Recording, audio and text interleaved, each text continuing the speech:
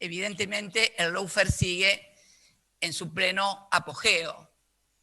Me preocupa y no puedo no pensar que es lawfare porque si fue un error es más grave todavía. Ya no es necesario desaparecer mediáticamente, materialmente a los dirigentes políticos, sino que con lo mediático se lo suprime. ¿Y cómo se concatena esto?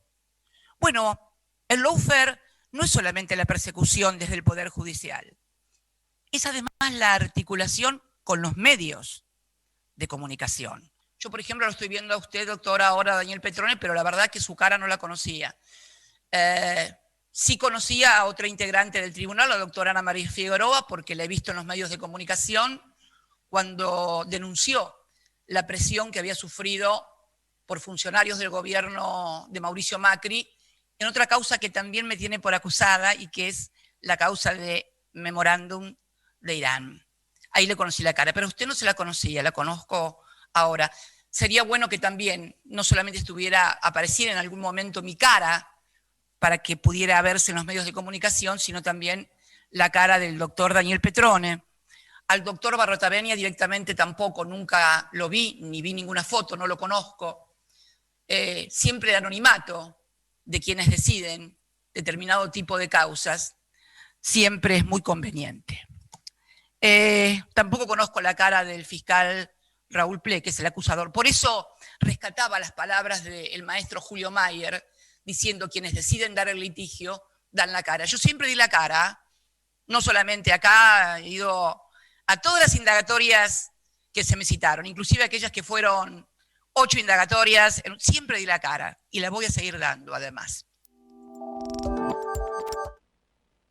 Bien, todos los segmentos, la verdad que estamos desmenuzando minuto a minuto y más clarito imposible.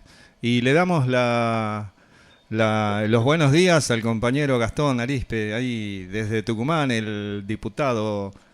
A nivel nacional, ¿verdad? Nacional, claro. Si no equivoco, porque siempre le erro con Gastón. Buen día, ¿cómo estás? ¿Cómo están? Buen día. No, pero no soy diputado del Parlasur. Parlasur, ahí, ahora sí. Ahí está. Bien.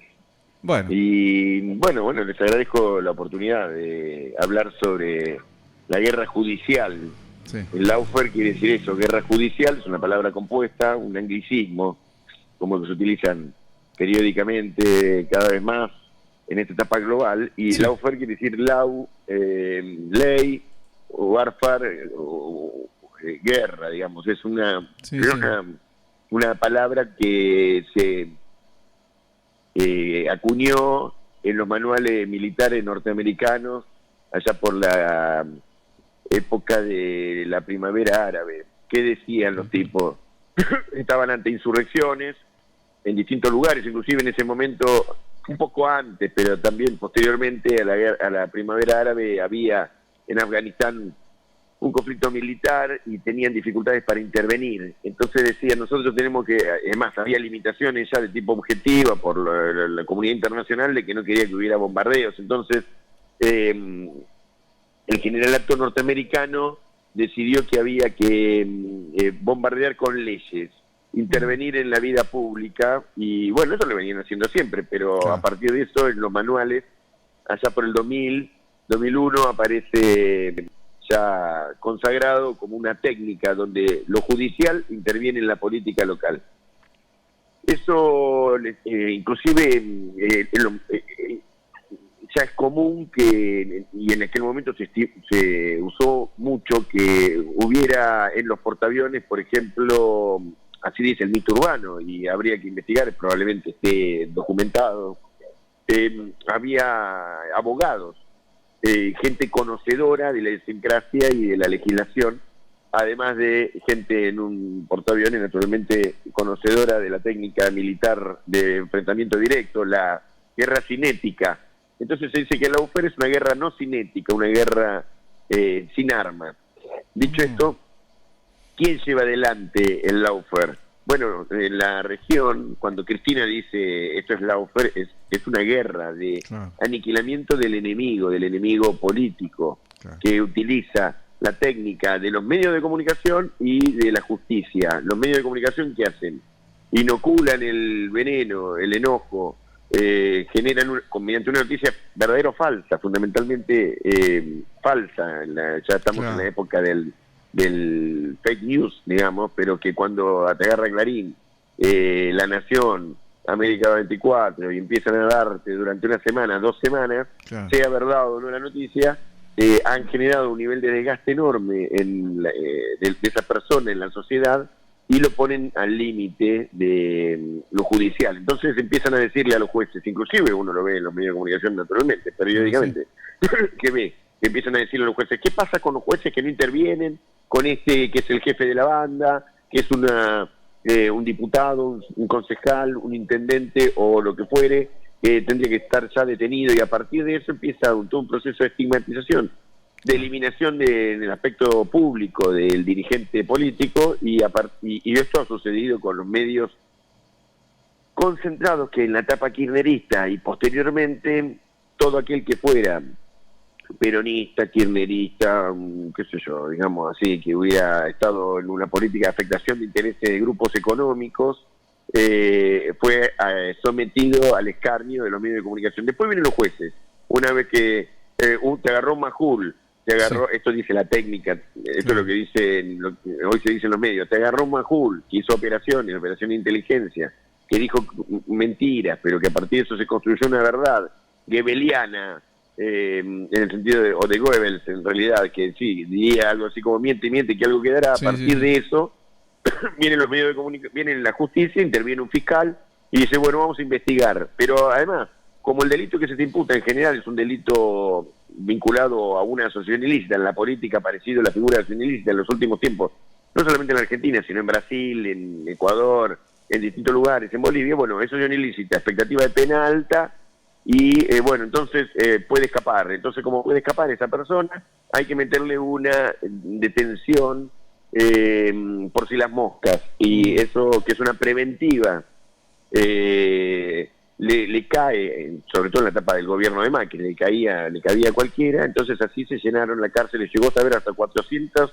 dirigentes peronistas en la etapa del gobierno de Macri, detenidos con preventivas sin haber declarado. Sin haber tenido la posibilidad de tener una una declaración indagatoria. Entonces al suceder esto ya quedó fuera de la política, quedó fuera de la representación, ya quedó estigmatizada esa persona. Después a lo mejor, como Lula, por ejemplo, en Brasil, estuvo 2 años, 503 días, año y pico, 503 días. Después se descubrió, como sucedió ahora con un hacker, que el hacker demuestra que las conversaciones entre el fiscal Moro y la embajada norteamericana, donde el jefe de fiscales además le dice a Moro en un telegram descubierto, le dice, acá va un regalito de la CIA.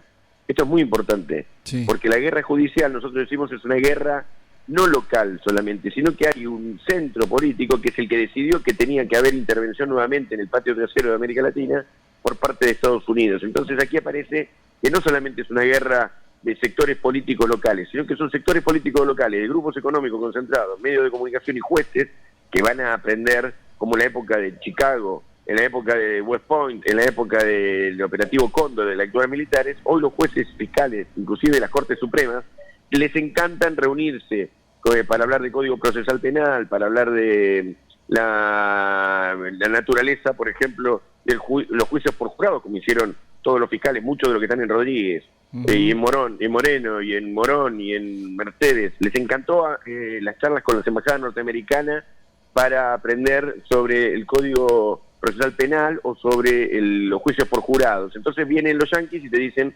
bueno, para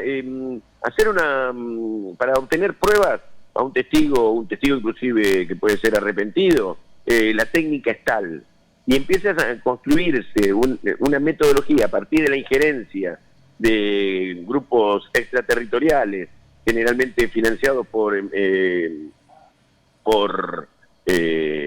fundaciones y ONGs amigos de la embajada norteamericana en cada uno de los países. Esto está documentado, te lo puedo mostrar, es en Brasil, así fue en Uruguay, así fue en Argentina. Los resultados a la todo vista. este tiempo, y los resultados están a la vista. Y volvió Entonces, el Fondo Monetario Internacional, que lo teníamos afuera ya.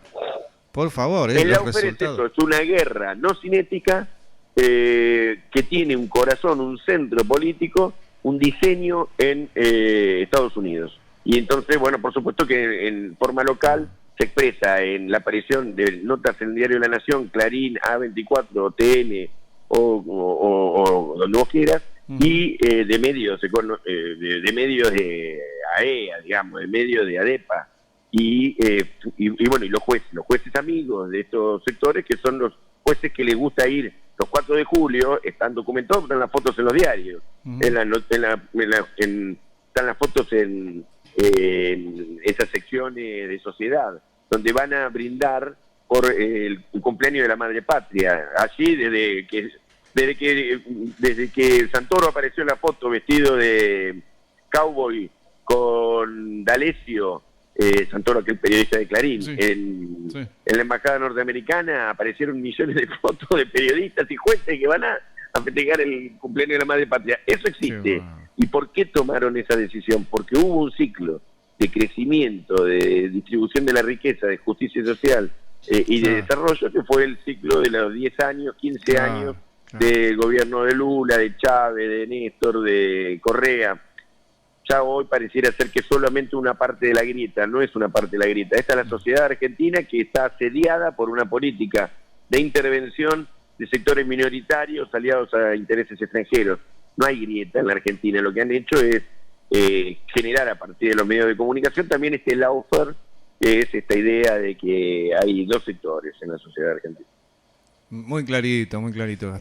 Gastón, te pregunto, ¿vos crees que, cómo crees que hubo una comunicación previo al discurso de Cristina ayer con el presidente Alberto Fernández?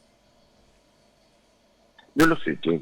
Ahí me pierdo. Sí. Puede ser que sí, puede ser que no. Cristina es una dirigente de fuste, no solamente en la Argentina, sino en el mundo. Es una dirigente global que en su momento pudo hasta identificar el actor principal de la crisis del capitalismo global, que fue los sectores financieros, ¿no? La compañía, el G77 más China, en Bolivia, cuando hizo aquella conferencia enorme donde identificó los actores de los fondos buitres, que después se habló durante un siglo, hasta que después Cristina fue víctima de la oferta. Así que tiene entidad suficiente para hablar por sí sola, es una señora grande, es vicepresidenta de la Argentina. Pero obviamente, pero digo, bueno, Alberto Fernández es el presidente y por supuesto que se ha visto trastocado quizás hasta una estrategia de negociación con el Fondo Monetario Internacional, de negociación con actores locales. Pero yo creo que sí, que ellos hablan mucho. Yo estoy seguro que acá hay un trípode construido por Alberto, Cristina y Massa, que es el que está sosteniendo no solamente la gobernabilidad, que ha dicho así, pareciera ser que es algo que nos es ajeno, sino la dirección de un proceso político muy controvertido, de un país que quedó en las ruinas luego del endeudamiento y el saqueo del gobierno de Macri, así que tienen la responsabilidad de gobernar y más o menos van cabeceando y pasándola de pechito juntos. Claro. Bueno, Gastón, para mí está muy clarito, coincido con todo lo que dijiste, es más, me enriqueció muchísimo. Y no sé si, Agustín, ¿tenés alguna otra preguntita? Sí, no del tema, tema, pero sí tengo una pregunta porque yo quiero saber cómo... te aclaro que Agustín es de la contra. Agustín no es un compañero, él es un simpañero. No,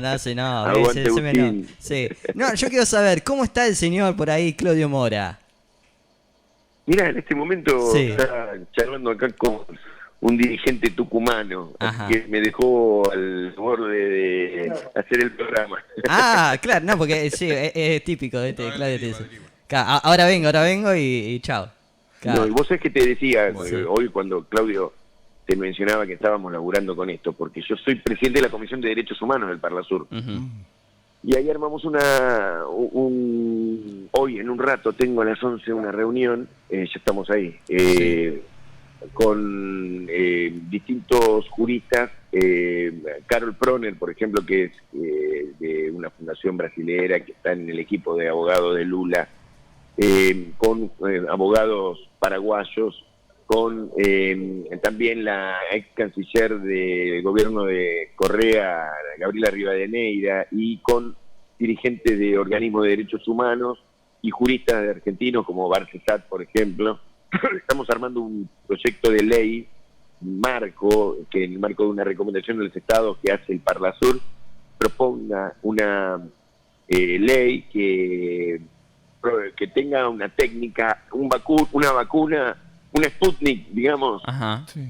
anti-lawfare, que es la construcción de organismos de control de la convencionalidad y de la constitucionalidad. Alberto, cuando ya empezamos a laburar nosotros, Alberto lo anunció el otro día, Sí. que tiene un componente, una grajea que es juzgado de garantías, para que las garantías constitucionales en cada uno de nuestros países sean observadas a partir de un juzgado de alzada o de segunda instancia que vele por las garantías luego de que los jueces de garantía las violen, o los fiscales violen la garantía de aquella persona víctima del lawfare. No solamente en el caso de las causas políticas, también de las causas comunes, donde hay inclusive presos o inclusive violentados, víctimas que tienen esta dificultad de que no se cumplan con las garantías constitucionales, y con la Convención Americana de Derechos Humanos, que tiene un artículo fundante de la legislación latinoamericana que dice que a cada persona imputada y detenida inclusive se le debe velar por derechos elementales y hay una serie de garantías. Así que estamos laburando en eso. Me parece bárbaro. ¿Y bueno, cómo está el laburo ese? Ya, hay unos borradores, Ajá. ahí hay algunos abogados, inclusive el doctor Rusconi, hay varios abogados que están haciendo ya Barcesat, escritos preliminares que van a ser no solamente fundamentos de la ley, sino ya hay un articulado que tomamos también de la senadora Catalfamo, una senadora de San Luis, Sí. que nos acercó con Lali Minichelli, nos acercaron los textos preliminares de esta ley que justamente tiene ya un esbozo, un borrador del articulado. Bueno, una maravilla. Qué Qué linda noticia interesante. para mí. Sí, sí. Que lo estamos festejando. Que se pueda. Sí, claro. Tenemos que defender esto ya no lo podemos perder más. No nos puede volver a pasar. Defender ciclos de crecimiento, de distribución, hay que Distribución. pacificar la sociedad, hay que entrar en una dinámica de derechos y garantías, Claro.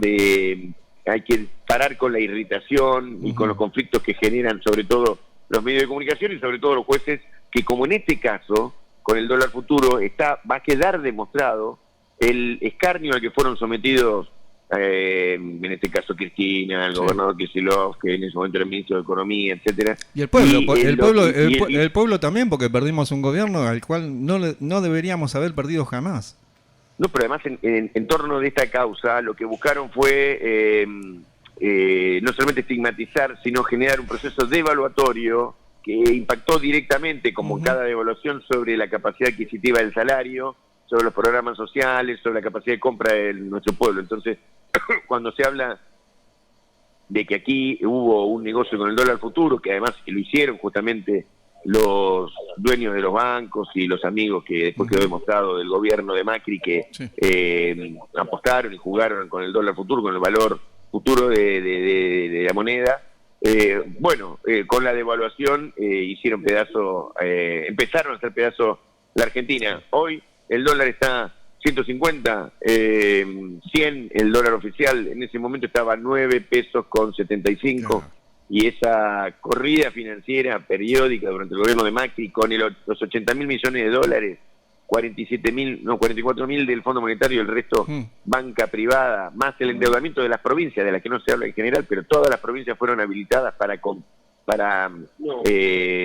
tomar deuda, y todas las provincias tienen, Córdoba, sobre todo Buenos Aires, están prendidas a fuego con los vencimientos.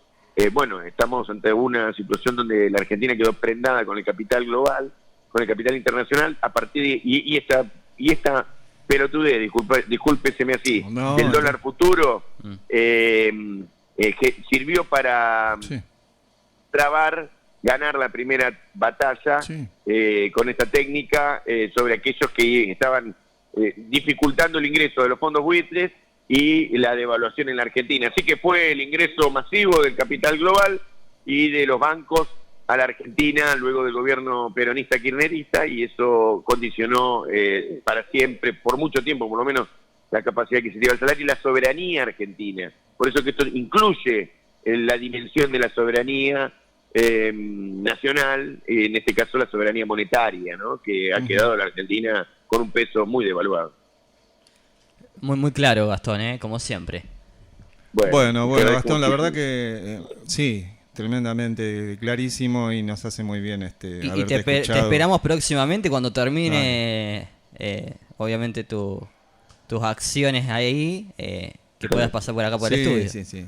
Bueno, vinimos a un encuentro acá también, Bien. además de hacer varias actividades, yo vine también coincidiendo con las necesidades y desafíos planteados por Claudio Mora de trabajar con los promotores de salud. Vine a un encuentro de trabajadores ferroviarios que se va a hacer dentro de un rato, a la tarde, y bueno, eso para nosotros es importante. Con el intendente de Tafí Viejo, aquí están los talleres ferroviarios y hay que volver a poner en la Argentina Claro. una logística al servicio de la producción y del trabajo, Claro. porque hoy el costo logístico es tal que ha quedado la Argentina inerme frente a sobre todo los productores, ¿no? Frente a los costos de la logística. Así que hay que Estaría ayudar. muy bueno poder recuperar todo lo que es el tema ferroviario Sí, de trenes en toda la Argentina. A mí Desarman el país y viajar de rato mucho, venimos. sí, me gusta viajar mucho a mi Gastón, y cuando puedo me hago una escapadita. Por ejemplo, en Las Ajá. Heras hay estaciones de por medio que son pueblitos muy chiquitos, que uno ve las estaciones, que está todo montado, todo en funcionamiento. Hoy en día uno pasa, por ejemplo, lo que es por el camino de la Choza, hay pueblitos ahora que no me acuerdo ahora, Lozano, por ejemplo, que están todo montado, toda la infraestructura, pero hoy en día, bueno, obviamente está todo abandonado, donde están las vías abandonadas, y bueno, la verdad que da pena a veces ver así una estación ferroviaria y saber que por ahí pasaba el tren, había movimiento de gente en esos pueblitos que hoy en día no vive muy poca gente. Además que el medio de transporte ferroviario, como la logística por agua, fluvial Sí, y marítima, hacen también. de la Argentina, que hacen que la Argentina sea necesaria, porque la Argentina es muy grande. Es Claro. el octavo territorio continental, el cuarto territorio fluvio marítimo, y requiere, por tener unos varios millones de habitantes menos que la densidad poblacional debería tener en la Argentina, requiere tener una logística no solamente estatal o público-privada, en realidad con intervención del capital privado, pero con orientación hacia negocios donde hay una rentabilidad marginal, porque el objetivo es el desarrollo de la nación. Entonces, si no se desarrollan los centros urbanos del Gran Buenos Aires, y el país queda sin esta posibilidad de tener productos baratos y capacidad de producción para que, bueno,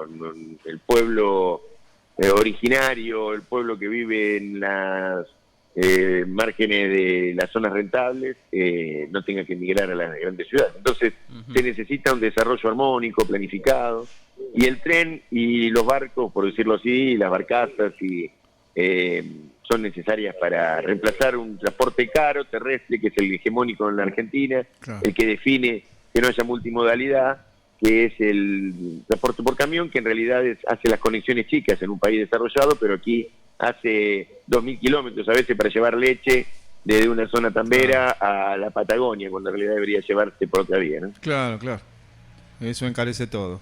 Y, Eso encarece todo. y dificulta. Bueno, Gastón, Bueno, acá un abrazo ahí, saludo a todos los como compañeros. siempre, Bueno. a la distancia. Bueno. Mora dice que decir a Agustín que tenemos que ir, no sé qué dice. Sí, vamos Sí. a ir a un cortecito y ya después nos comunicamos con él. Bueno, Un gracias abrazo compañero, grande, gracias. muchachos, suerte. Saludos a todos. Saludos. Ahí pasaba la palabra de Gastón Arispe, diputado por el Parla Sur. Bueno.